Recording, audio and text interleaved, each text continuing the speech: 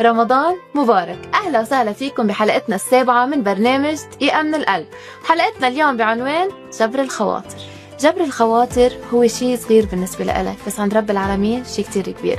جبر الخواطر مش بس مساعدة بالمصاري، ولا هو مساعدة سريعة. جبر الخواطر إنه أنا كون عم بفهم الإنسان قبل ما يحكي، كون عم شوف عيونه التعبانة، كون عم حس بالضحك اللي عم بيخبي جواتها وجع.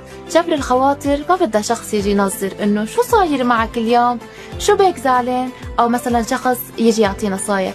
جبر الخواطر بحاجة إنه نحن نمسك إيد الشخص ونشده لفوق، بحاجة إنه نحن نشد على إيده ونعطيه الثقة.